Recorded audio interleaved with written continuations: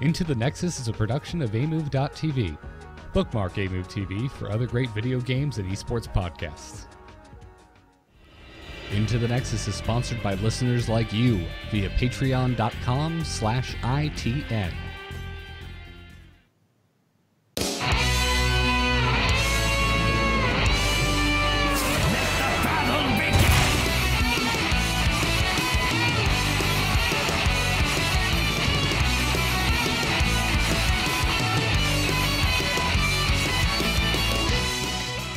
Welcome back, everybody, to Into the Nexus, the podcast all about Heroes of the Storm. I'm Garrett Weinzierl, and sitting virtually to my left, although right if you're looking at the screen, but it's my left, Mr. Kyle Fergusson. How you doing, Kyle? I'm doing well. I feel like we've finally come full circle from a promise that was made before Heroes even came out. There was this game called Reaper of Souls, and if you pre-ordered, you got a hero. And for some reason, it was Demon Hunter, and it made no sense at all. Well, I mean, I wouldn't say it made no sense at all. At least Vala and Demon Hunter are a thing from Diablo. It could have been like a StarCraft or a Warcraft hero. Then it would make no sense at all. And even then, I might be here arguing like, well, you know, it's at least a Blizzard product and all that stuff. Yeah, man. Finally, the Reaper comes. Yeah, Malthael being added to the game in a very odd sort of promotional campaign, which I was raising my eyebrows at the entire time. I've been tricked. I've been had too much. The old dragon, Medivh fiasco that they put us through, even to Hakka kind of messed with our heads. But really, Blizzard, you broke my heart with that Diablo tease. Sure, I was happy to see Diablo in a cinematic, but darn it, we were all excited for a dragon. I had no idea what was going to happen to those candles. I didn't expect to hear at all, in honesty. I thought they were going to say, yeah, happy birthday to us. Here's a show tournament. And everyone's like, but where's the new? Yeah. No, I mean, I was expecting a hero just because time enough time has eclipsed since Diva. It's hell. It's about time, which doesn't work because it's a StarCraft reference. But yeah, we're getting too ahead of ourselves, man. Too ahead of ourselves. I mean, top of the show, man. How's your game going? How are your games this week? My game's been really good. I got refocused on what I was passionate about this week, which is things like Zul'jin over Vala, and just played. Now, granted, Greymane's in, and he's in for good, so I've got the mobility assassin when I don't have enough, maybe CC to run the Zul'jin, or that enemy team's too fast. I'm just having a fantastic time. Climb my way back up to Diamond 4 again in my little seesaw here. But it's been good. It's madness out there, though, still. Oh, most certainly. Most certainly. I mean, you and I have had some very weird games this week. We have, though last night, I think I had one of the most enjoyable games I've had in months. And you and I did Butcher Uther along with our listener Mongoose and student of mine and a number of his friends too. And we had an awesome time busting that out.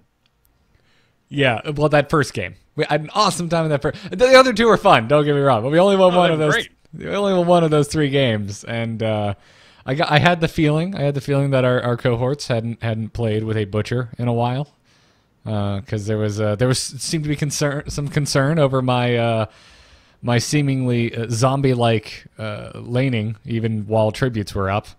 But you know, as all butchers do, we crossed over to 125 and unleashed me upon them, and I've never had so much fun with you dying as much as you did, Kyle, because you were on Uther, and this was just, it was like this build up and this crescendo. Everyone, we're just out there. I'm whacking on things with Butcher. I start getting just dangerously low health, and I didn't even have to say anything to Kyle. It's almost like Kyle could just feel my concern, feel my mouse hand moving to retreat, and he would just go, just keep fighting as he dies. Just keep fighting as he dies. And I'm like, okay. And just like, he goes in the Ghost Uther form as if his plan was to die and continue healing me through multiple quad kills throughout the course of this game.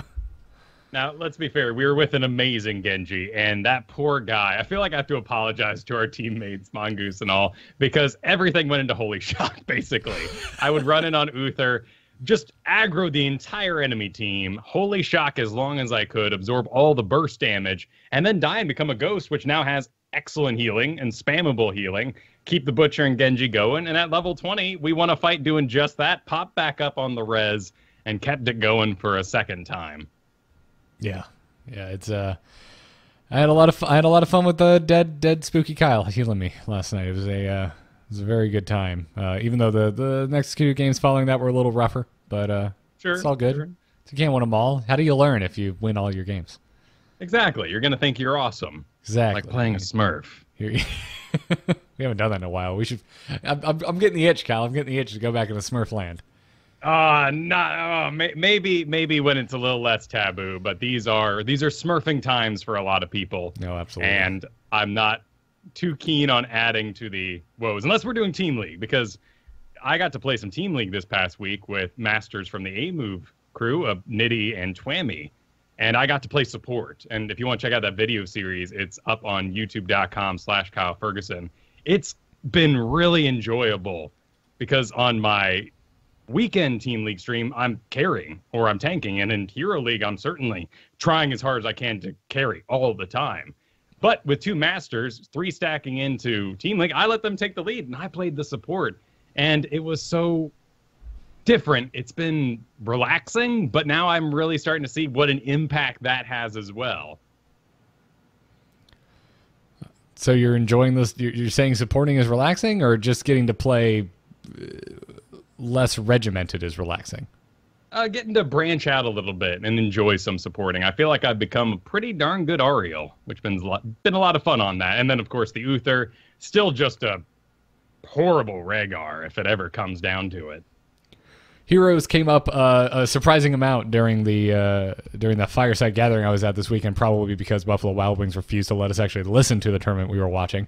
But what? It's a long story. Listen to the Angry Chicken for the long, sad chronicle of how unenthused I am by having to have firesides at a Buffalo Wild Wings.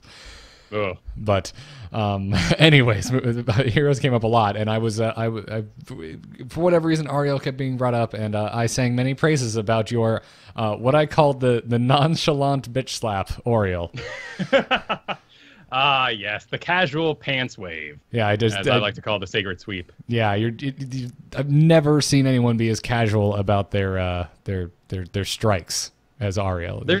You have to walk into position. Yeah, you make it look so, like, passive. I don't know how you make smacking someone with a very long ribbon into a wall to stun them so that they probably die look passive, but you do. You somehow manage to pull that off. Ariel's an interesting stacking of my old Diablo skills, and tanks are always being watched because they have so much CC on them. Ariel's almost invisible to a lot of people until you get a couple of good slaps in and people start recognizing and changing the way they're playing. I find that if I'm in the primeval Diablo skin, I can do more stuns, interestingly enough. Whereas if I'm in the big master skin, my old favorite, I get wrecked. Everyone targets that guy down. You think it's because that with a skinnier profile, it's a more accurate representation of the direction you need to head to actually connect? Oh, that's interesting. You mean, so on my end, it's a little easier to connect. That's what I'm thinking, is because Diablo is so, like, the standard Diablo model is so top-heavy in his design that it might kind of throw off the visual cue of, because really, when you think about it, it's kind of where Diablo connects with the ground that's important. Not so much where he ends at the top, because that's your hitbox. So maybe being less top heavy, being, having a more clear view of the ground beneath you just makes it. I'm grasping at straws here, but if I had to make an assumption, that would be it. No, that's very interesting to me, and I'm very interested in why I don't click with Diablo anymore since his rework.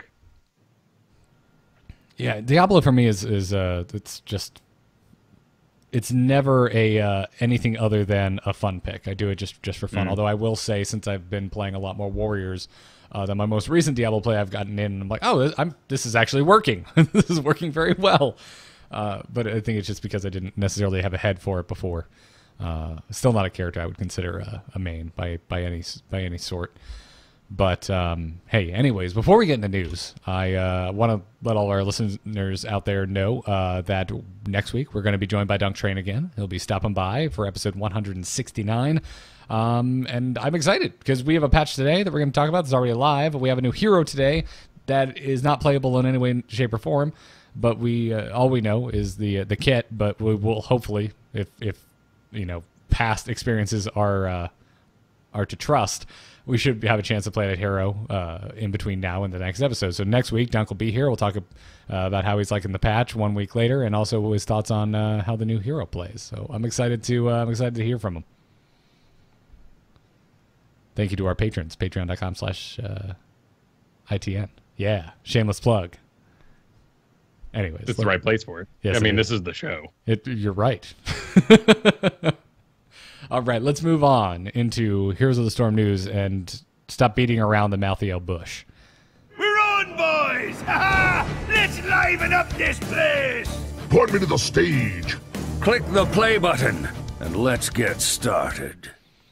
So obviously the big news this week, actually the big news today, because Kyle, you and I were going through and you made the notes. I was in here, seeing what we're going to talk about the patch. I'm like, okay, it'll be a pretty full show with the patch, but we'll just talk about the patch, talk about some things in strategy, and move on with our lives. Oh wait, new hero announcement. The Reaper of Souls I himself. still swear that like an entire team is just dogging one, hard ass basically at Blizzards. That's like, let them guess, let them just wail out there, flopping about. They're all wrong and I'm right, and the whole team's coming by and like, please, they're going mad. And like, okay, 12 hours in, we'll turn off one candle. Then 12 hours next, we'll turn off another candle. We'll reveal the hero. But at some point today, it went 12 hours to the second candle, and then 2 hours to the third candle because they just went, you know what? Let's stop this madness. People are gonna get so excited that they'll never be happy with whatever it is. And you know what? I think everyone's happy. I think everyone is. Everyone is. I would that Malthael, for whatever reason, was not even in my mind. I saw the candles, and my initial thought was Decker Kane or Leah. Those would be the two. Although I can't imagine you would do Leah without her turning into her version of Diablo from Diablo 3, and we finally have that as a Diablo skin in Heroes of the Storm. So I was leaning towards Deckard Cain. I saw a surprising amount of Anduin, and far be it from me to make fun of people, but you're just so wrong. That was clearly not a Warcraft scene in any way, shape, or form. Get with it, people. Well, hang on there, because in BC, we had to go buy a lot of candles as priests. Oh, yeah. I'm not talking that candles don't exist. And if anything, if you're looking to look at a candle and get a Warcraft hero, it's going to be a kobold, not Anduin. Take candle. I was just saying the art style was clearly Diablo.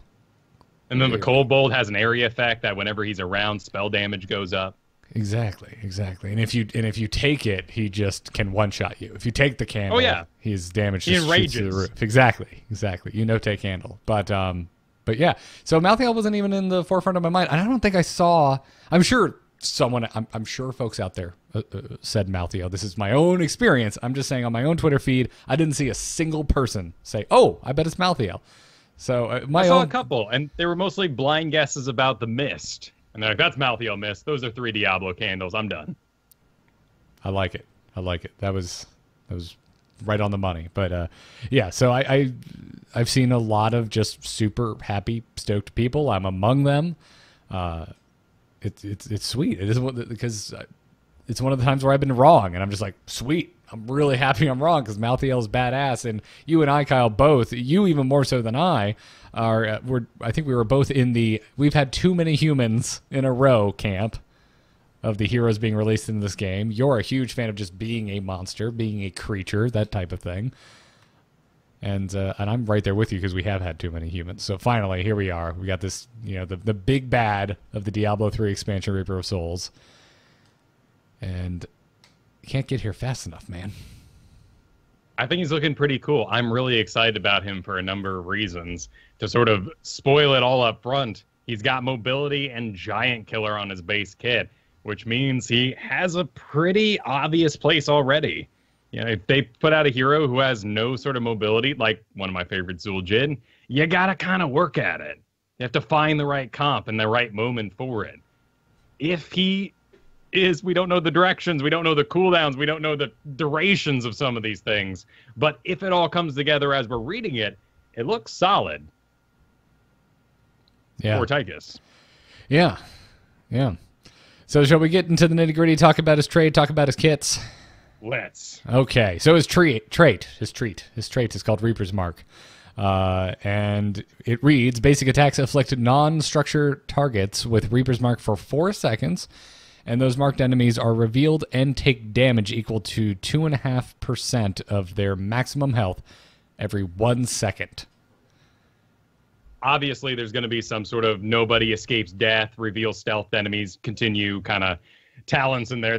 I mean, basically the talents are written for them. You just make death and grave jokes the entire time. But revealing stealths, that's pretty awesome. For 4 seconds after you apply this thing, basic attacks aren't the only way you're going to apply this. And check out that text. Non-structured targets, marked enemies, take 2% of their maximum health every 1 second. Bosses. Can a boss be? Can a monster? Can a mortal? Can a Punisher? Yes. As far as we know. They're not structures. They're not structures. Non-structure is very specific. Yeah. That means you are doing a percent-based dot to everything but buildings. We don't know his attack speed. It could be slow. I mean, he is dual wielding. I don't know how much flavor-wise that would work into it. I would assume with an ability, with a passive trait like this, that it would be a relatively slow attack speed. Although, then again, we're most likely he might have very low health. He might attack fast because it might be risky to engage as Malthael. Yeah. But whatever the case is, that is cool. And there's more on Reaper's Mark. It's referenced in every ability of his except, I believe, Last Rites. We'll see if I'm eating my own words momentarily. His Q ability is Soul Rip, because he went to the 15-year-olds carving Metallica album art in your desk school of ability names. So Soul Rip... It is Blizzard, after all. Yes, it is. I would expect nothing less. Soul Rip extracts the souls of nearby enemies afflicted by Reaper's Mark. I'm assuming this is going to look somewhat akin to the cinematic where he drains those poor guys. Yeah, souls fly into him. Exactly. So it extracts the souls of anyone afflicted by his trait, dealing 100 damage and also healing Malthael for 44 per target hit. Heroic targets heal Malthael for an additional 3% of the hero's maximum health. Pretty big heal. Yes, especially if you have multiple marks on multiple heroic targets. Which you get by doing Wraith Strike. Oh, no, this would be Death Shroud. After a fourth of a second, unleash a wave of dark mist that applies Reaper's Mark to enemies hit. It looks about the size of the wave that a level 10 Medivh can cast, and that is called Leyline Seal. I don't know how long it goes, though. I'm just looking at a picture heal. Right. We don't have... We don't have moving pictures of Malthael yet. We don't really have all of this. I don't know what the range is on any of this stuff. For all I know, he's throwing his scythe. But for flavor-wise, this is what's occupying the sort of rolling skull clouds that you didn't want to stand in. He's going to shoot one of these forward at some amount of speed. It has a delay, so I'm assuming it's about the same speed as that Leyline Seal. If you get hit, you now have multiple targets. You soul rip all that health back into you. Absolutely. He also has an ability called Wraith Strike, where he will instantly teleport through an enemy afflicted by Reaper's Mark, dealing damage and refreshing Reaper's Mark in the process. Doing really poor damage, but there is some damage on it, which means it'll maybe knock certain abilities around or activate things. I don't know if this works on an angle or how. My guess, if this was an escape, you would have to be on the far side of the enemy to teleport through them back to your team. So it looks pretty aggressive on paper. Yeah, what I'm curious, I mean, it says teleport through an enemy afflicted by Reaper's Mark. So it's multiple enemies could be afflicted at the same time. So I'm assuming, is W just going to be grayed out unless there is an enemy in range afflicted by Reaper's Mark? I figure you would select the target, but right. Again, right. If it was randomized, that sounds awful. I think it would be unusable. Yeah, that's not what I'm getting at. I'm just getting it. I think you won't even be able to do anything with your W until something has Reaper's Mark on it. Definitely, yeah. And will it be used for mobility? Is it a reposition? I'm not sure yet. Looks like you actually put a mark on them that shows as a sort of dark blue soul stone, and that's how you know who's ready to be interacted with. Yeah, right, exactly. So yeah, that's my question is what is the intent here? Like you were asking, is this a positioning thing? Is it a stickiness like a Zero tool? And it is important to note that this is an assassin. I don't think we've said that yet. Oh, right. It will be pretty squishy. I mean, this certainly looks like a sizable amount of health. Then you also can go on to his first heroic here, Tormented Souls, where he gains 20 armor and unleashes a torrent of souls, continually applying the Reaper's Mark to nearby enemies for 4 seconds. This is pretty cool. I like the armor on it. I like that you get to spread around all those marks, which are doing that. Is it really 2.5 of their maximum health every second once it's on them for 4 seconds? I don't know if this is going to work like a Lily Cup, though, where you're busy, or a Kerrigan where you get to keep casting. Yeah, I'm not sure. I'm not sure either. And it's a cloudy smoke. I was hoping for the big fanning out shot that he does during the boss fight. I'm a little disappointed there. No sign of that thing. I wouldn't be surprised if it's sitting on level 20, kind of like Bone Spear, because it is so iconic, but it is very Vala. But Vala. I mean, Vala in Heroes doesn't do a thing like that either. Hers is just a big circle spinny thing as well. We have a lot of circle spinny abilities. Right. I've just always been confused by it because he's got the 2 scythes and not like death scythes, like actual like handy hand peasant scythes, and then they whip around and shoot bullets and sometimes fireballs. He's magical. Never mind. I don't know. Chat room is having a debate about what he is. It says assassin on the Heroes website, everyone. Yep. And a giant red icon with a dagger and arrows.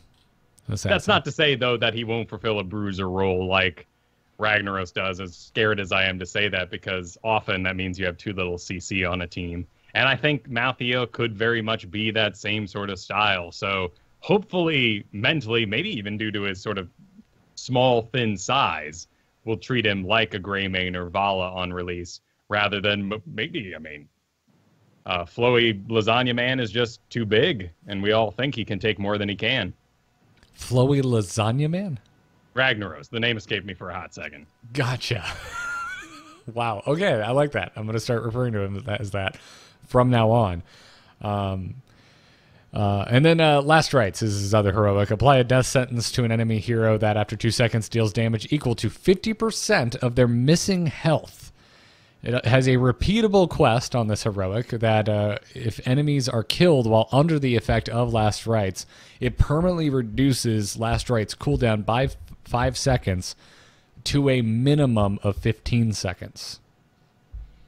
This is an awesome ability, and if you've never played other MOBAs, you haven't quite experienced how enjoyable it is to be the cleanup guy with this level of accuracy. Other heroes have it. I'm thinking of old Necrolite, which is now like Necrosis or something in Dota. He changed around, probably Blizzard saying, don't use that name. We've got stuff under that. But this is cool. Granted, other MOBAs, there's a stun included in it. And it's usually shorter than 2 seconds. So this has a ton of wiggle room on it. 2 seconds to get them healed up so that they aren't below, would it be a 4th health, actually, to die from it? Either way, always an awesome ability. Yeah, that's really, really cool. It is strange that we don't. I'm trying to think off the top of my head. I don't think there's nothing else in Heroes at the moment that works like this, right? Yeah, and chat's doing the math actually, and they're saying 33%, which makes sense. Right, absolutely. So I mean, depending on how much damage is missing, there's a lot of potential damage from this ability. And good God, if you actually get that quest down to where you're able to do this every 15 seconds. It would be extremely oppressive, even if you aren't maybe getting kills off of it at that point. You are forcing the healer's hand. You are definitely destroying some tanks who might be out of trouble. Oh gosh, can you imagine marked for the kill 40% on a single hit? followed up by last rites, because this is still going to do damage. It's not like it does nothing if it wouldn't kill them kind of effect. This will still be some sizable chunk. Right, as long as you're just not going in and attacking a full health hero. Yeah. But which would be foolish, and you didn't read the text correctly. Yeah, you bring up the dream scenario where you get it down to 15 seconds and you just start using it willy-nilly, but you are going to have to secure kills with it up until that point to actually reduce that And we don't cooldown. know what the cooldown is baseline, so they could be an entire match's worth of work in order to get this down to 15 seconds. Yep. Also, why don't they put cooldowns and that information on the actual website? My guess would be they want to be as brief as possible so they don't have to update it as much when they change balance around. Fair enough. Fair enough. Which then they go and put numbers on Soul Rip, so I'm not sure. That is actually a really big question that's being had around the community right now is how much clarity do we need in Heroes of the Storm, mainly spurred on by Skara's final video reaction to doing his Try Hard for Good, which is extremely positive. He loved the game. He had a great time. It took him 200 and some 13 games, I think, to get to Grandmaster in the end. His main critiques of the game were, pretty solid. Drafts very important, but one of the other things he really brought up was it's not clear enough to maybe new players, even experienced new players, what's going on out there. Whether it's what does that Butcher's Mark do and who is that from? He brought up a cleanse as one of his main issues. It's a way for supports to really perform and show their skill. No one knows what's going on. Though he did sing the praise of things like Phoenix, Apocalypse off Diablo, and I think he thought Living Bomb was okay, and as far as communication goes. I'm glad that he mentioned cleanse and talked about, because I didn't actually see this final video that he put out. It's interesting that from a clarity aspect that he's talking about it, both from like playing against someone and also things happening on your own team from your own support. Because you're right, cleanse is so subtle. And this is something we've talked about before, but I feel like all we've ever mentioned on this show is how to abuse it with things like people not paying attention to Living Bomb when Tychus was broken and his trait, which still is extremely subtle. We're getting there, and I think a lot of these updates to being able to alt-click, something like your meat that I had you doing throughout last night because I wanted our team to know that we were actively farming and you weren't participating in the battles on purpose. And bribe stacks can be shown like that. So with time, but we'll have to continue to be on Blizzard to update these things. And one of the things we'd all like to see is just uniformity. Is it %based? Excellent. Let's say it this way instead of some of the oddities that happen where things are just a short delay. Well, now we have a number on this delay, so we're getting there. Yeah. Overall, I will take Team 1's writing style in their tooltips over Team 5's. Oh yeah. Yeah. Again, I'm not gonna get into it. Listen to Angry Chicken. Just for the listeners out there, listen to both Angry Chicken and Into the Nexus. You're getting a little. This is like the Marvel crossover where it's like a little Avengers mini meetup, except way less awesome. So, any final thoughts on Malthael, Kyle? We'll see. I'm excited to hear Dunk Train's thoughts. I am too, and we'll should have all had a chance to play him. We're assuming he's going to go up on the PTR on Tuesday. If not, just straight up come out. Oh, you're right. I guess it happens. It has happened. You're right. And it normally happens with assassins because it seems like they have the numbers a little better when they do non-CC characters. Whatever the case is, I'm looking forward to it as well. Now, we also got a patch. Let's talk about something that's in the game right now. Just yesterday, May 31st, we got a new patch.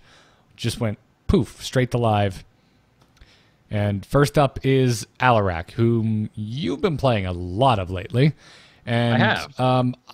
I'm not even sure I'd use the word play to describe what I've been doing with Alarak lately. So bad at this hero. It's hilarious. We did play a game this afternoon, and, I did my best to focus on me. I went in. I was just like, I got a StarCraft quest, man. It's my lowest level StarCraft hero. It's right off the, just being honest, being straight up. Oh yeah, no, and there's no problem with that. Of course, I went in with the same expectations. I was playing some for fun Artanis, but Alarak is a pile of decisions and ability combos, and a lot like Tyrael and Greymane and characters of that nature, all used in whatever order you damn want based on the situation. Yep, 100%. So Alarak, they changed around a little bit. That they did. So it pretty much all at the talent level. So a couple of things at level 4. First up, Chaos Reigns had the damage bonus reduced on the first reward. So that's for hitting 15 enemies.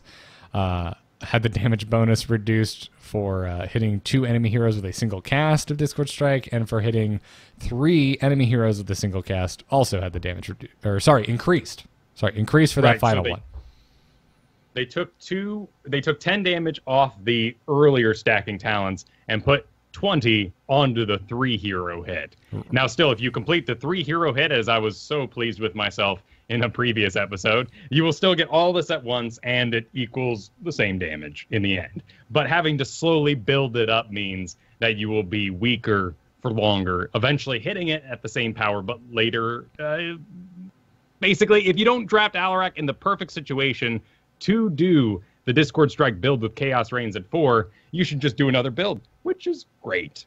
And it means that Alarak has a special little place still as that sort of frontline anti sort of clump Kael'thas sort of guy with a silence, which really mess up tanks. I'm fine with this. Perfect. Yeah. So some damage has been taken away from the easier to complete quests and stacked on the hardest one to pull off. And the one that you'll probably need to be fighting the right kind of comp for in the first place. Exactly. But that's not the only thing that happened at level 4. Show of Force got a 7-point damage increase on it. So Show of Force is the talent where if he hits 3 abilities within 2 seconds, they take additional damage. It's like a really fancy version of Li Ming's Magic Missile talents. Yep. It's hard to do. It's really good for solo lane. Yep, and as I was getting into Alarak this week, mostly for quests, again, not very good at him, I realized this is not my talent to take at my skill level on Alarak. I don't know if it's anyone's talent to take, man. It is hard. It's no good, man. You do not want. We loaded into a Braxis game today, and I was just like, I'm not soloing. And I was on Alarak. I saw everyone looking at me. It ain't happening. Level 13 also had a couple things changed around. Pure Malice, the sadism gain per ally death has been increased from 6 to 10%, and the maximum sadism bonus has also been increased from 30 to 40%. Fantastic. This is your one where no matter where they die on the map, you will get ability power for your allies dying. It is an insult to your team to take it, and it is now quite good. I still love that it exists. It's so Alarak, and also sometimes the correct thing to do. It's a great adjustment to make this talent more enticing. Honestly, right now I'm doing almost entirely Blade of the High Lord because I draft Alarak against those heavy front lines. There is an awesome lightning build in here still if you want to go full lightning, more ranged. In that case, I'd probably want Rite of Rakshir previously. Now I have an option based on how much my allies are perhaps just dying. Yes.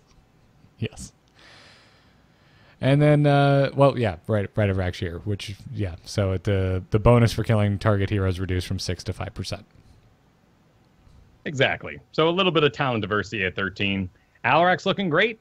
He did fall this week, which we probably can just assert to, hey, a lot of people wanted to try him out yet again. He got bounced around.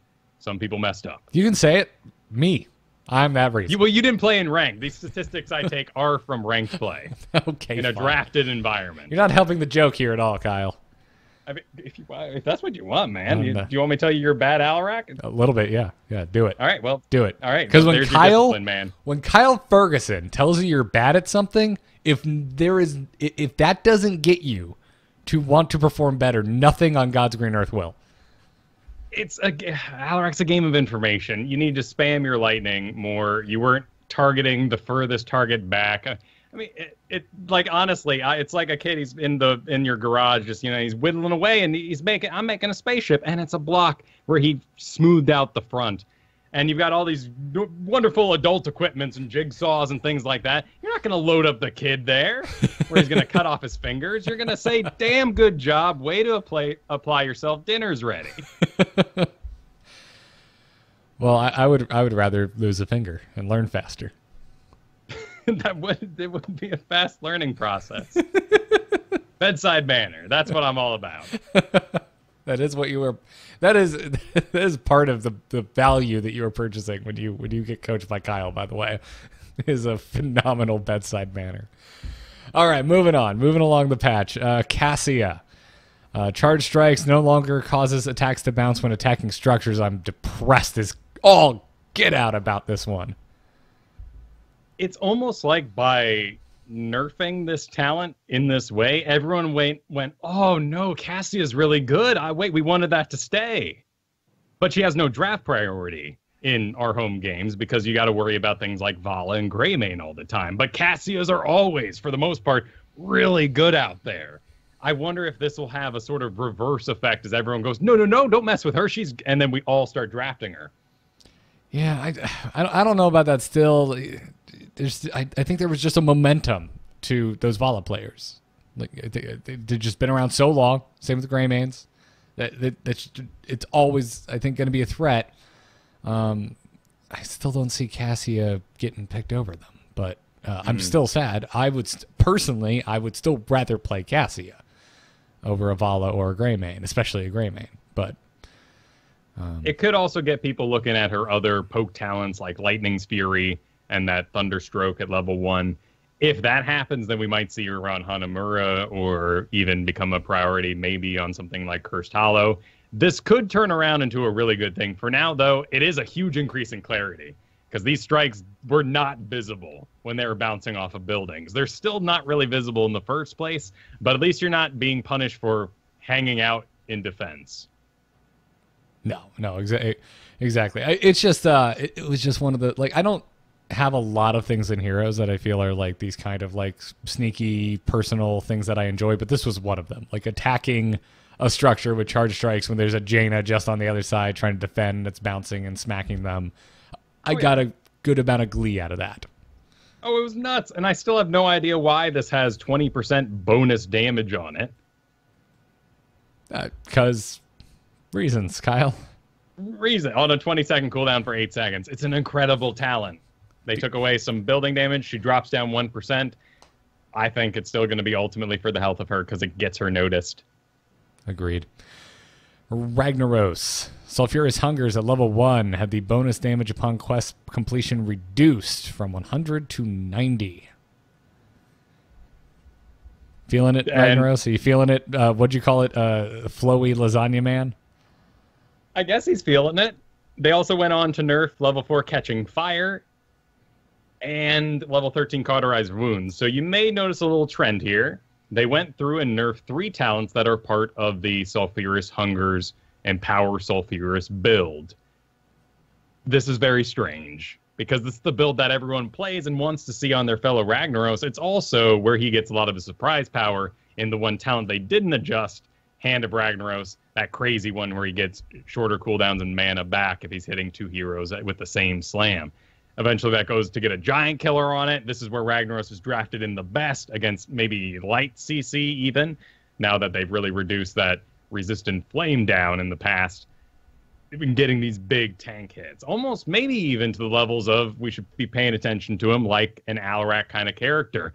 But throw that all in the bin because I want to play Blast Wave Ragnaros. I love speeding around, exploding around me, getting shields all the time, doing damage, helping out my allies, doing a slow for 40% while I'm booking it at an extra 25% speed. They're 40% down, I'm 25% up. It's a great build. But for some reason, they went through and nerfed this, maybe putting them on par, but people still don't want to see a meatball build of the Living Meteor rolling along or my Blast Wave. So I'm confused, Blizzard. Well, I think you're going to be more confused because despite all of this, despite minor nerfs to the popular Ragnaros build, he has gone up in the win rates. Right? And so you have to imagine that basically everyone who was playing Ragnaros because they thought he was OP said, "Oh, he got nerfed. I'm out." And everyone who loves Ragnaros went, "He's fine." They didn't mess with his main talent at level 7. He's good. Let's do it. We're all good here. It's fine.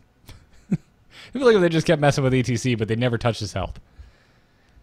Mm. Yeah, all these. Unlike Stitches. Yeah, exactly. So, I feel you there, Kyle. I feel you. Movement speed, movement abilities, it just equals fun, right? So why wouldn't you want to spec into that on Ragnaros and that be your build? But Kyle, I just realized you're letting peer pressure get to you. Why do you care, man? Did you have fun this week when you went into Hero League and you're like, I'm just gonna play what I feel like playing? That's true. I did. Yeah, it's true. Ragnaros. We've said this before that Ragnaros is kind of boring, as weird as that is. I don't like playing him. I was really. I remember being very impressed at BlizzCon. I was like, "Wow, they nailed it! Feels like Ragnaros." And then he actually came out. And he bores. I don't like playing him. I think Molten Core on a lot of our. Well, it's tough to say. I mostly play Ragnaros in Quick Match. Molten Core, because of its little adjustments, has gotten kind of odd to use at certain times. I actually got to talk with some Masters players this week about when you should Molten Core, and it's actually when on Haunted Mines that it's spawning to use your extreme long range to poke it down and maybe divide up the enemy team. It has very little to do with using your own Molten Core health to catch incoming damage and reduce the damage on the fort if it gets there. If the boss connects, Molten Core is going down in the first place. So you're not quite using it in the raid boss ways that we assumed we would either. Not that that's a boring ability, it's just not the exciting version of the way to use it correctly. Plus, I want a Lava Wave because it's awesome, and I'm easily bummed out. That's one of my biggest problems in Heroes is if I miss a 80-second cooldown skill shot, I'm going to be mega bummed, and so I don't put myself in that situation. Would you be more interested in Ragnaros and Haunted Mines if you could spec into something that gave Molten Core more health and maybe reduced its damage? That'd be interesting, right? Do it more defensively than offensively. I mean, by character of being still and taking over a building, it's a defensive ability. And the way I just said to use it is still defensive. It is, but you're maximizing your DPS. You're not maximizing the health of the fort. And Cho'Gall feels really good right now. So I know they can change it up. I know they can make it raid boss-like. I've gotten to play a lot of Cho'Gall recently with Kristen, and that guy's feeling really good. I haven't played Cho'Gall in forever, so anytime you want to double head it, let's do it. Sure. He also has a really cool drafting place right now because I have Kilrog as a base ability now for Gall. That stealth reveal as a giant pile of health with a turret attached to you of another character that's blasting in all directions at all time. Guess who can't really mess with you? Stealthies. He's a really good draft if they end up going double stealth or even a single stealth based on the map. Yeah. Even, I mean, if they do catch you, you have a lot of health. You can probably recover just fine. And the unstoppable build. Oh, there's a lot of dirtiness going on with Cho right now. Yeah. But moving along, hey, Kyle, you know what hero we haven't really heard much on in a while? Who? Samoro.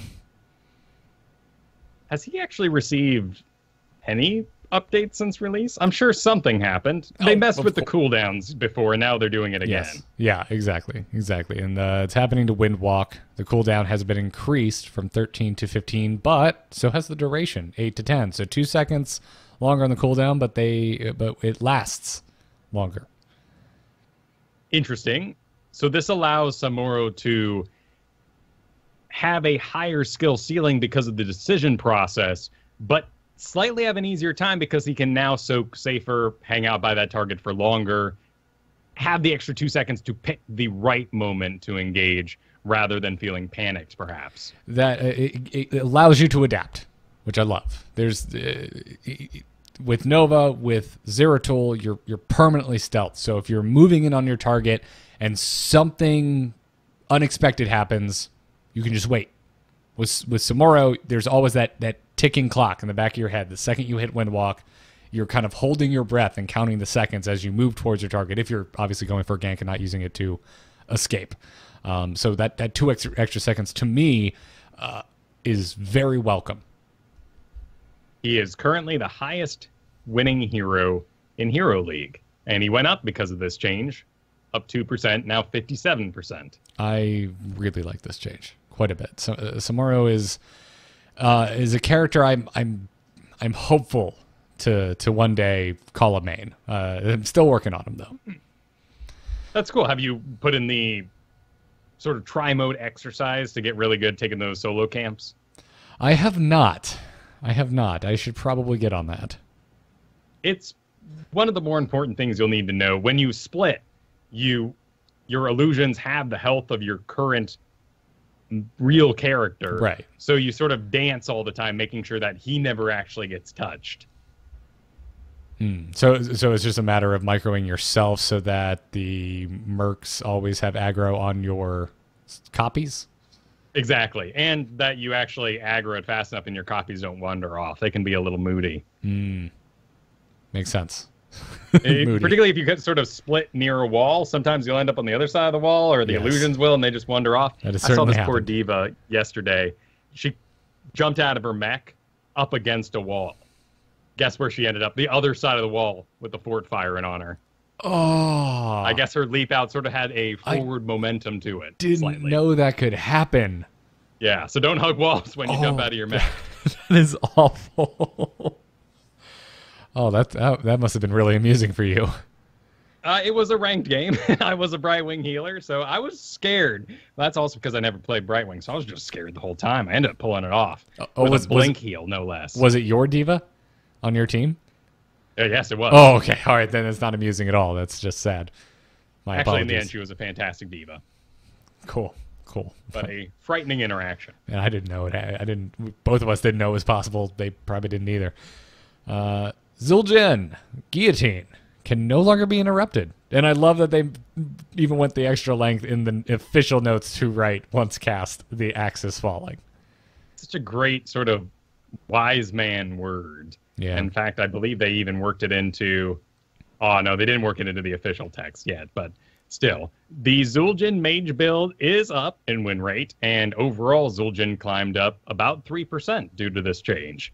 That's very frightening to me because that means some people out there are playing mage Zul'jin. I'm not being condescending about anyone's particular build. The decision-making process, the errors that you were trying to force out of the enemy side, to me are all about Tazdingo. Agreed. In the past week in the past day, I guess, since this has been live,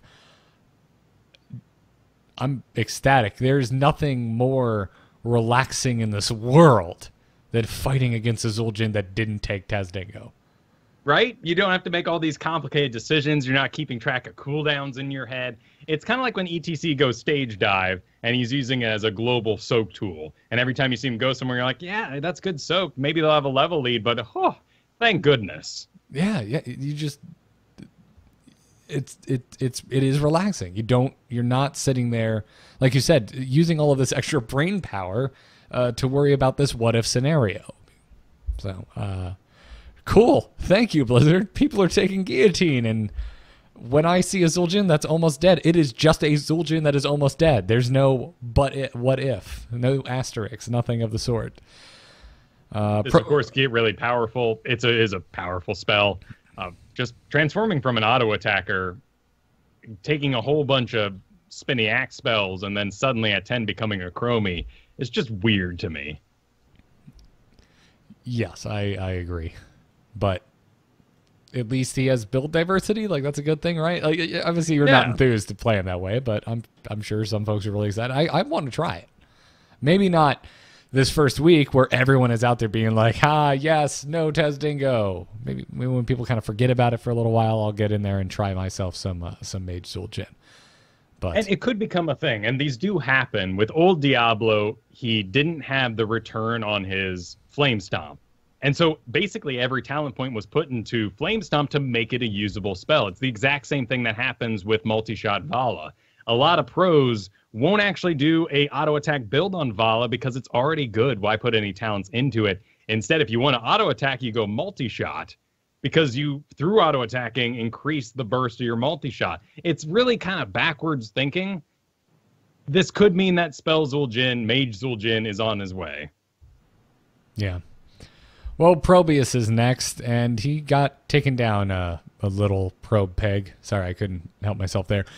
Disruption Pulse had a damage decrease. Pylon Overcharge had a damage reduction as well. And then we get into talents. Turbocharged. Movement speed bonus has been decreased. It was 20%. It is now 10%. It's tiny. That just feels bad. Yeah, a little less escape. Damage decreased on his main builds. This is going to hurt him a lot, and it did take him down 2%, 53% total, so still looking great. Great control, great win rates on things like Sky Temple, where you got to force yourself through those chokes, Infernal Shrines. Main Probiuses will feel it. Yeah. Tassadar is next. Basic attack damage increased, Kyle. Hold on to your pants. He went from 12 to 15. Hey, wait, we've been saying these pants are being held on to for a while now. This is getting a little sneaky. What were we at when we started? 4, 8, something like that? We're now up to 15? That's a good point. But, I mean, Tassadar has been so tinkered with. Poor guy. The only thing I can think of that has been messed with as much as Tassadar is Wings of Liberty era bunkers. Yeah. Yeah, that's true.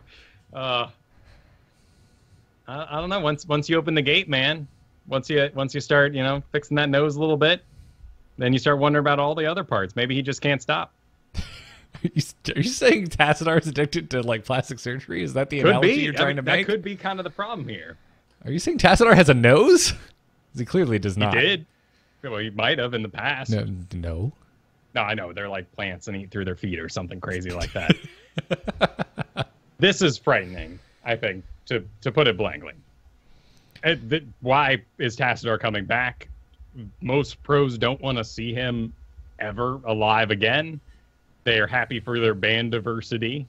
There is some very frightening stuff outside of an auto attack increase. Plasma Shield, Lifesteal went from 30% to 45%, and the level 4 talent to increase that went from 60% to 90%. 90% lifesteal on your Illidan's when they're diving in. And this is much needed talent diversity at 4 because Tassadar, this was up against the armor and the movement speed. No one was going to go the Kala's Embrace here. I actually had a Tassadar in that very Zul'jin game I keep talking about. And he said, should we do this? And I said, heck yes, 90%. For me, please. I think it's the timing that is strange. The fact that we've kind of just entered a Tassadar free meta for the first time. I think in the overarching story, like if there was more time between this change and Tassadar being freed up in the meta as you're talking about it, because I want to see Tassadar. I want to see every hero in a perfect world, right? Eventually, but I do think this is strange timing. And we just escaped from Lili Uther double support in a sense. Weird that it just died with Lili. And a rather small nerf in most regards. Yeah, but I don't know. I mean, you were already talking about how a small nerf to Cassia, just brings attention. You're hoping it'll send the player base in a certain direction. I wouldn't be surprised if a little bit of maybe double support fatigue was already setting in to just the player base. And all we needed was just the suggestion of, hey, it's time to move on. But the other thing about it, too, is that the Lili Uther is very easy to do because you are negating damage on both fronts with the blinds and the armor. So you're just going ham as hard as you can, as long as you can, and it happens to give heals to everybody in the area. Whereas Tassadar, and certainly if you're going to run a double support Tyrande, consider it double support, you're going to be making some really tough calls as to where those heals are going. Right. Tassadar doesn't have those choices if you're spamming, which they have removed now. It's an 8-second cooldown, 4-second duration shield. So maybe we fixed the problem. And now giving him back this power won't be as oppressive. I mean, as someone who actually wants to play Tassadar, I like this idea. I like the thought of playing Tassadar in this way, of relying on my shields as this indirect way of healing. So me personally, I'm not concerned about it, but obviously if he comes back big in esports, there's going to be an uproar again because we just got out of this. Yeah. But as you also mentioned, spam's gone, so we'll see.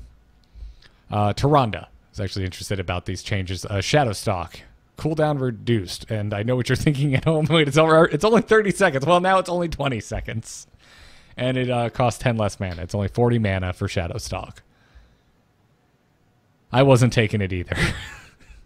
The main thing I've heard from Tyrandas out there is that level 20 Celestial Wrath is too darn good. Yes. And so getting Starfall along the way there is ultimately the way to do it. They also upped Ranger, allowing it to now increase the width of the Sentinel. They gave more, or decreased the number of basic attacks required for Ranger's Mark. Basically everything here. Splash on Hunter's Fury. It's all a buff. Guess what happened in the numbers? She's down 3%. I guess people just said, "Oh, Tyrande works." Maybe not. I think it's people getting excited about Tyrande that haven't played her in a while or ever played her before. It's just Tyrande in new hands, I think, is what's happening there. I think Tyrande's in a very good place. I'm very excited about Tyrande. I've seen quite a few very strong teen league comps this week that ran a Malthael and a Tyrande, which makes sense, not only because, it's kind of cute, but you have your heal over time, and then you have a little sort of touch-up heal that can keep someone alive while that thing starts ticking. One of the weird things about the Tyrande players who go Shadowstalk is they completely forget stutter stepping, which is true to extent, because you are attacking so fast with 50% bonus speed that you just want to wail, but they just stand there. And you're not invincible like the Dingo. You're not increasing the damage by attacking more. So there's a finesse there, I think, that just needs to be figured out. I think so, too. By the way, I forgot to mention, I was just looking this up because my brain was going crazy on this. The change on the splash range on Huntress's Fury is basically undoing the reduction that they did from the PTR when this Tyrande rework went live. If you remember, they reduced the splash range on Huntress's Fury by 33% when it went from the PTR to the live game. Oh, they kept their 3%. They kept that 3%. Their fee. Well, they said splash range has been increased by roughly 30%. So I bet it's 30 point and some absurd number that they decided was the right spot. It's a really cool talent. I really like it. I do too. It was, I think, the most subtly exciting thing about the Tyrande rework when I originally tried her on the PTR a couple weeks back. So I'm happy about it. Again, I like where Tyrande is at. I'm still not taking her a ton, by the way. When I say these things, it doesn't mean I'm all of a sudden maining Tyrande. I'm just I just think it's all been well handled. When I do have a chance to take her, I'm very excited. So you're enjoying new Tyrande. You don't feel disappointed at your inability to solo heal anymore. I wasn't solo healing in the first place. Why would I put myself through that? I could solo heal better on any other support in the game. Fair enough. I'm taking Tyrande because I want stuns, I want damage increase, and sure, why not? I'll help tickle your wounds better with a Hello Kitty Band-Aid. And now I have some agency over how fast my heals are rolling by managing my auto attacks, which always feels nice. I think there's a lot of drafting errors going on, particularly on Battlefield of Eternity. It's back in rotation. Those old Tyrande players go, I got this, and then they realize, wait a minute, Light of a Loon, I don't got this. No, you can't heal it. But you can absolutely take a Tyrande with another auto attacker that's going to lock on and make good use of your trait. But you shouldn't be expecting yourself to carry the team in heals. Anyways, Anubarak is next. We all saw this coming, right? Right? Yeah. I mean, it's a balance update. You got to touch Anubarak. Yeah. Okay. I stand maybe partially correct about Tassadar. Anubarak, Tassadar, and Wings of Liberty era bunkers. Burrow charge. Cooldown increased by 2 seconds. Level 4 Bed of Barbs. Movement speed has been the slow has been reduced from 30 to 25%. And at level 16, your epicenter cooldown reduction has been decreased by 1/4 of a second. Make good decisions. Burrow out. Only burrow in if you know you're going to get a kill or an important snag. I think said. For the most part, if you're already playing smartly, this shouldn't really hurt you. It's just going to annoy you. And it does annoy me. That extra 2 seconds annoys me. But it doesn't make or break Anubarak. No, and I've had a lot of success with the Numerak this season once I started taking Subterranean Shield. It's not my favorite talent. I really like Chitinous Plating. I really like, Leeching Scarabs, but having that little bit of a shield means I can burrow out and know that that random whatever it is that farts through the air isn't going to kill me. Yes, exactly. Which happened to me with like a random Nova auto attack while I was on a Genji today. I haven't seen that in a while. Just the floaty, glowy bullet follows me as I dash to my death. Oh, it follows you, even though it's technically a teleport? That's what it seemed like, yeah. Maybe, unless it was a different... Maybe it was pinning... Was it pinning shot? Pinning shot, probably. Pinning shot does track, because you can watch those sort of things fly through the air as Muradin jumps away, but so do some auto attacks. With Li Ming, since it does function as a teleport, since you don't occupy the space in between your Swift Strikes start and end, you can't grab an orb in there. With Li Ming, if you teleport at the exact moment, you can dodge things like Pyroblast and all sorts of other weird things. So Genji may be able to do it as well. Whatever the case is. I'm also a rather awful Genji. Oh, yeah. Well, you mentioned this, what was it, last week? I mean, you've just been having a great time leveling heroes. Yeah. So yeah, I'm just you're going to make it sound to everyone out there that you just love heroes, but you're just awful at everything you touch. That is not at all true. Nope. I'm just I'm getting in there and playing all my low-level heroes is what's happening. All right, moving on to Hakka. Dark Swarm, duration increased by half a second. 3.5 seconds of Dark Swarm coming at your face. Not the one I'm scared about. All right. Brush Stalker, movement speed buff duration increased from 1 to 2 seconds, and the amount has been increased. It used to be a 15% increase, now it's a 20%. That is really a big deal, and he is fast. He's always kind of, I mean, we only upped it by 5% here, but by the time you unburrowed, stepped out of the bush, and started chasing me, your movement speed was gone. Now it's waiting around, it's hovering, and Hakka's definitely back. We were ignoring him a lot the past 2-3 weeks. It was delightful, and now I have to deal with him again. It was nice. Although, it was really nice, wasn't it? Yeah, although there's a lot of Alarex now, so there's a lot of silence to Hakka, so it's not as bad. No, and he clogs up that front line as well to an extent. He's still able to use his Dark Swarm to break body blocks, so the clog isn't quite as bad, but you get the idea. Living bombs and all that sort of stuff still does okay. Yep. Diva. Boosters. Cooldown has been reduced by 1 second, and the cooldown before being able to cancel the ability has been decreased from 1 to half a second. This feels so much better. Oh, you've gotten to try this out. Yes. Yeah, You've taken to her quite a bit, though. It's weird. How do I put this? She feels clunky, even though she can fire while moving. Like there's something at like a very base kind of RP level that I don't like about Diva in Heroes in the Storm, and I think it's that her suit just looks really stupid running around on the field. It just looks like a chicken with too large of a head. And something about that bothers me. I love playing her in actual Overwatch. I love flying around. Love having Gatling guns that I can just fire willy-nilly. But there's something I don't like about her in Heroes of the Storm. But every time I play her, it pretty much works out. I have a very good win rate with Diva. I kind of just understood from the get-go what I should have been doing with this hero. So it's, you can't argue with results is the end-all for me with Diva.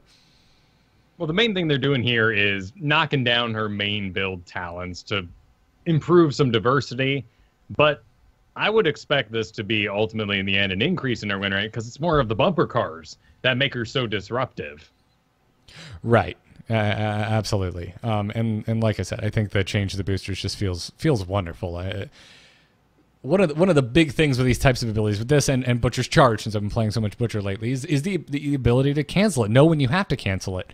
And there are times where I have used boosters where within that 1 second I have realized mistake, and you can't cancel yet, and it feels like your keyboard is broken or like there's lag. It doesn't feel like it's a restriction in the way the ability is created. So the half-second delay between when you can activate it and deactivate it just feels more responsive. It feels right. That makes sense. Probably because of her decreased movement speed passively. On a new Brack, you'll see a new Bracks have to do this. They'll land their first stun, and then they'll take 2 steps backwards and do the burrow charge, because otherwise they'll end up on the other side of you due to that reactivation cooldown. So with D.Va moving at decreased speed, suddenly going at this great rate, I bet that was just causing too much clunk. Yeah. Other things we're messed with as well is all very minor for the most part. The biggest one is GG well played. Level 16 is the damage bonus is now 50%, down from 75%. That's a pretty big jump there. Was that your favorite one? Yes. That makes sense why you'd address it, because I think the biggest one here is the ablative. I believe it's French. Armor. It was a passive that removed damage that was below a certain threshold. Now they've reduced that threshold, so more damage will come through. I still don't know the numbers on this thing. It seems like it cancels out Vala auto attacks completely, maybe spider builds, but I'm still waiting for some fine Redditor to sit down with his calculator and let me know. Yeah. I don't take GG well played every time, by the way. That's kind of my comfort zone with D.Va. It's my Battlefield of Eternity pick. It's a good one. Yeah. Good Spider Queen pick, too. Yes, absolutely. By the way, did you know that for the past couple weeks, Spider Queens have not been putting out waves at all? I am hesitant to admit I did not notice that. Nobody did, I don't think. But it definitely led to a lot longer games. We all probably felt in our heads, these turn-ins don't feel quite as powerful as they used to. They're now back on with this patch, and remember them, because most people are standing in them again. Yep, absolutely. Finally, ETC got a bit of a buff. Attack speed increased from 1 to 1.25 attacks per second. Sweet. And aggressive shredding had the cooldown reduction per basic attack reduced from 1 to 0.75 seconds. It worked. Yeah, he did. He's up almost 4%. Yeah, he saw a bump. Still under 50% on the stats that we can get access to, but that's good. Oh, I was just sent the math on this armor, and I will review it and check it out and report back. On what? On which sort of attacks and what damages are negated by this 4% reduction. This is such a complicated talent. I'll let you guys know in future weeks. Cool. All right, good to know. So, anyways, that gets us through the patch. And again, we'll probably be revisiting this a little bit unless there's a new patch with Dunk next week, and we will definitely be talking more about Malthael after we have a chance to play him. So definitely make sure you come back and check out episode 169. But we're not done yet. We have a strategy to get to. But before we get to that, we have many bosses, Kyle, and we need to thank them. We do, and they're fabulous bosses. Yeah, we have 426 bosses. Oh, yeah, that's awesome. And I know if you're out there and you don't know what we're talking about, you're probably thinking, "My God, I hate my boss. I can't imagine having 426 people to hate." But it's the complete opposite. Because of our Patreon, there's 426 bosses that we love. We love you guys so much for supporting Into the Nexus over at patreon.com/ITN. You're the entire reason that we can pay to have regular guest hosts on the show every month. Jeff Kanata and Dunk Train, we've already had a chance to like cut them checks because of your support of the Patreon. They're coming back every month. Dunk Train's coming back next week. Jeff Kanata is going to, I've already talked to him. He somehow is going to figure out a way to show up on the show despite E3 happening this month. And it's all because of you guys. So if you enjoy Into the Nexus, check out patreon.com/ITN. If you're already over there supporting us, thank you so much. Thank you to our producers, Declan H., Cheesy Bob, Myth Doll. And on this episode, thank you to Jeff L., William S., Dave W., Todd S., Linehouse, Justin D., who wrote his name in all caps, so I had to yell it, Cliff S., and Chris B. Thank you all so much for your support of this show. Really, really just damn appreciate it. Also, it's like... And it was awesome hearing from so many of you guys who joined the last week's Team League event. Maybe didn't get to play on the stream, but joined up in the A-Move chat, got some awesome games, got your base Raptor done with your 10 placements in there. Fantastic. I had a blast. with last week's. And if you didn't watch or you weren't there, you probably it should have been obvious that I was having a blast, because I felt terrible and I still played like 2 more games than I planned on. And we did really, really well for the night. I think we went 4-2 in the end. Yes. Yeah, I believe that was our record. We did damn well. It was a good night. So check it out, patreon.com/ITN. Lots of perks over there, including access to the Discord channel for just such events. Now let's wrap this show up with some new resources that Kyle wanted to highlight in this week's strategy segment. Choose a talent. Choose a talent. Talent? Ah, that seems generous. Impressive work, hero. I think you're ready for more. So first up, Kyle, Sam has a Heroes of the Storm library. And he rightfully named it so. This is a Google Doc that has been fantastically organized that you should check out. He has made a tier list for not only overall Hero League, but every single map that is in the pro scene. So these are even maps that we're not getting to play at home at the moment, which will eventually come back in rotation. He's got a number of talent builds, but those are mainly for his favorite heroes, so you know they're good.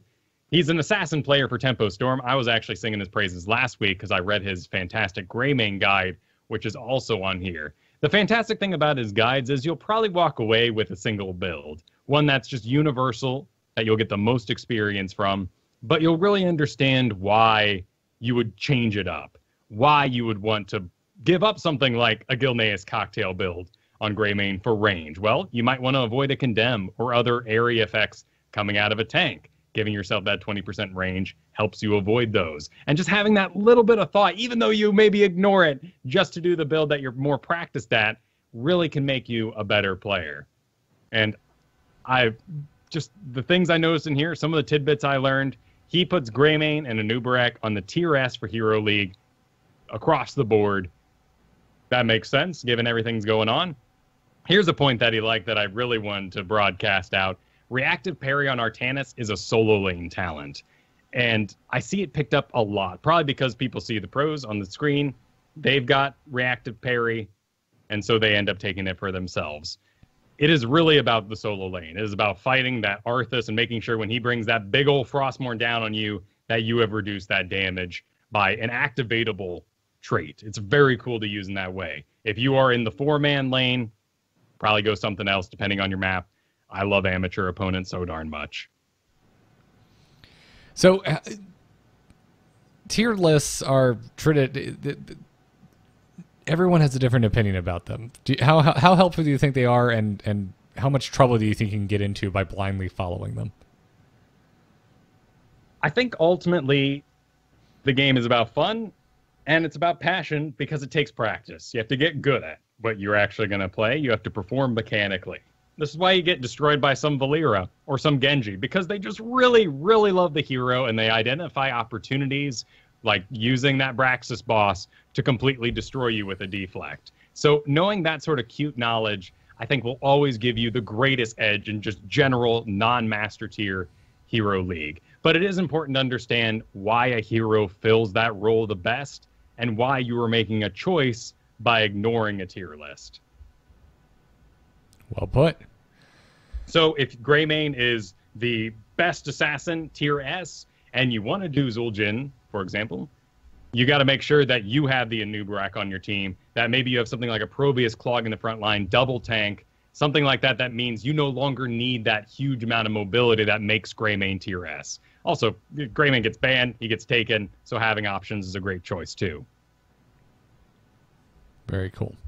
So what is the other resource that you wanted to mention today? By the way, to our listeners out there, if you don't know how to find these on your own, we have them linked in the show notes for episode 168. Go to amove.tv/ITN, find the 168 post. It's linked at the very bottom for the show notes.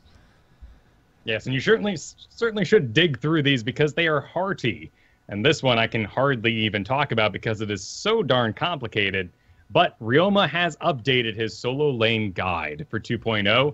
We talked about this a couple weeks ago, but he's continued to add more and more information in it. This is a huge table where you basically select the hero that you are going to be solo laning with, and then select your enemy, and he'll give you some statistics as to how well you're likely to do there, as well as some advice on how to win that lane. It's also color-coded, which I love color coordination, so yay. It's very easy to look at. It's a very quick way to reference what you need to do in that solo lane, particularly on a map like Braxis, where it's going to be very religious. Everyone expects that to be the thing. You drafted that character for that reason. I think what he really says in this is understand your opponent, know what they want, and don't give it to them. If someone heals off a lane, don't stand in the middle of the lane. This even goes beyond solo laning. If Jaina's running at you and you're standing in the middle of the lane, get out of the lane so if she drops a blizzard there, she doesn't get the minions and you. Make her make a difficult choice. That's how you're going to get people to make mistakes. And those are the things you take advantage of. If you're solo laning against Skeleton King, it's all about mistakes. You are trying, every time he puts out a skeleton swing, you know it's going to be followed up by a Drain Hope. You use that dodge then, after you get hit by the slow, because you know what he wants. Genjis right now are leaping in, deflecting, and then dashing away. Don't attack them after they leap you. It's what they want. Illidan's, they leap, then they go evasion, and then they jump away. They always do this, so use your spells during that time. Understanding the character interactions is basically how you win. Yeah, and that's what I really like about Ryoma's guide here is he very quickly, and usually in what looks like just skimming 2 to 3 sentences, tells you exactly basically what you just said, Kyle, about Genji, but about every damn hero in the game against every other damn hero in the game. You know, things to avoid for what reason. Yeah, it's really focused on those solo lane particular heroes, but he does have an honorable mention for characters who often end up by themselves, like Nazeebo, Tassadar, Butcher. It's not because you're a solo lane hero, you're not going to crush your opponents or anything. It's just the way it goes. And it's so true. Tyrael's on here too. What a horrible solo laner, but it just happens. Everyone sees a Tyrael and goes, he doesn't need any help. Let him go. Yeah, absolutely. And obviously, this isn't the type of guide that you could really realistically have open on the side screen while you're playing, and you go, "Oh, I'm Alarak, and I'm against a Greymane. Let me just read real fast." Like it's more like I had a bad time against a Ragnaros on Alarak today. I will now after the game go and consult this to see what I did wrong. Right, and if I have enough base information on Alarak and I knew why I took him, then they draft Ragnaros, I can use this information ahead of time now. But you're absolutely right. This is not something that you should go read like a book and then say, I am ready. I am a drafting king. Yeah, I think that this is a good answer sheet for when you have a question about a specific hero versus another specific hero. So. And I got to give him props here. There's even a couple matchups where he just says, I don't know. And you know, there's a lot of heroes in this game, and there's a lot of information. I respect a man who can tell his limits. I like it. I like it a lot. So go check it out. Ryoma's Solo Lane Guide and Psalms Heroes of the Storm Library. Both available. They're just like Google Doc links, and we've got them linked right here in the show notes. And I'm sure you can find them on the subreddit and many other Heroes fan sites as well. They are foolishly free, is what I will say about that. Foolishly free. That's a good way to put it. Hey, Ryoma, if you're listening, I know a graphic designer that would love to make this look pretty, and you can sell it in a PDF for a small cut. Don't you miss Prima guides? They still make them, Kyle. You just don't have to buy them because the internet exists. Those shouldn't be a thing anymore. But I love them so much. Well, now you're going to send me down a rabbit hole, Kyle, because when I was a kid, versus books were better than Prima guides, because versus books typically also had a lot of pages of full just art from the game. On top of Do you remember the ITN guides that were like just notebook text documents? Oh, God, yes. Yes, it was right up there with when I was learning how to play guitar, and it was guitar tabs that were nothing but dashes to make the 6 strings, and then you would just insert numbers for the frets. That's right. The good old internet. Yep. I learned from a notepad document that I put the key in the wrong hole in the water temple and had to restart my entire playthrough. I did the same thing, only I learned that from the Versus books on Ocarina of Time. So if you haven't noticed, we're no longer talking about heroes, and that's because we are at the end of the show. Oh, game FAQs, yeah. Oh, we're going on a trip now. Oh, it's so good. It's so good. And of course, Kyle's favorite story, which hasn't been told in so long, I feel like it's worth mentioning again. You had very strict, regimented, allotted game time as a child. So what did you do to prepare for your games on the weekends, Kyle, when you weren't allowed to be playing the games? I would read up. I'd study up. I'd get ready. Kyle would sit there and read the game manual. Yep. Memorize those combos on Soul Calibur, on not as complex combos, of course, in Super Smash Bros. But yeah, I was always practicing before I went over to friends' houses, and eventually I got a hold of card games, which kind of entered that weird sort of, well, at least he's reading kind of atmosphere, and it was physical, so my parents didn't mind it as much. Yeah. One of the other things I miss a lot, and this even went away when Blockbuster was still around, but in the earlier days of Blockbuster, was renting a game when they would still put the manual in the box, and someone else had jotted notes down or put the cheat codes in the notes section of the manual. That was always, I thought, cool. Yeah, with the rubber band you get there on your big plastic clamshell. Yeah. Going home. Exactly. And your friend across the room would say, hey, can I play it? And you just say, sure, click it out of the N64 and just toss it at him. And it scrapes across the floor. It's fine. My N64 still works totally fine. The joystick is busted the hell and back, but other than that, Nintendo makes good hardware. Except for that first Nintendo. That first NES, man. That stupid spring-loaded tray thing broke 4 times. Never had one of those. That was my first system. Brick Game Boy was my very first system, if you want to call it that, until N64. Yeah. Well, that brings us to the end of this episode. Hope you all enjoyed it. Again, we will be back next week with Dunk Train. I'm sure we will have a lot to talk about in regards to Malthael, after hopefully getting a chance to play him on the PTR, possibly even the live game. Who knows? Again, we are supported by our badass patrons over at patreon.com/ITN. Thanks again, Declan H, Cheesy Bob, and Mythdoll, our producers. We have swag, and quite a bit of it. ITN t-shirts are available at shirts.amove.tv. And just about any type of glass object you would like to store water in or other beverages can be found at etched.amove.tv. It is custom etched glassware, pint glasses, coffee mugs, etc. Into the Nexus, A-Move branded, all that type of stuff. Go check it out. We are live Thursday nights at 8 p.m. Eastern right here on twitch.tv/AMoveTV. And you can find the show on Twitter at ITNcast. We also have to thank Gorath, who made our rockin' intro music, and BrianGriffithMusic.com, who made our outro music. Kyle, when you're not going into the Nexus alongside me and sometimes guests, where can folks find your work around the internet? I would like to point you this week once again to youtube.com/Kyle Fergusson. This is really the first time I've done any sort of serious work with supports. So supporting Master Series is going on right now. The video with Nitty is already up where I Ariel support his Gul'dan for quite a bit, but this coming week I'll be posting that video with Ariel, Brightwing, Malfurion, all sorts of cool supports that I got to run in Team League with those Masters players. Badass. Everyone go check that out. Kyle, if you haven't watched Kyle's solo YouTube content or his stream or checked out his website, you do some damn good stuff, sir. Well, thank you. Well, it's one thing for us to, sit around talking about it, but you got to put it in practice. And in real time, as we say around here, it depends. That it does. Folks, I am on Twitter at Garrett Art, 2 R's and 2 T's in Garrett. I hope you know how to spell art. Every other podcast I do can be found at amove.tv. That's amove.tv. Got shows for Hearthstone, Warcraft, kickstarting right now for the next season of Embrace the Spoilers, where we're going to spoil the next season of Game of Thrones. bit.ly/embrace the spoilers if you want to check that out. Other than that, hope you enjoyed this episode, everyone. Good luck in your games this weekend, and most importantly, have fun. Take care.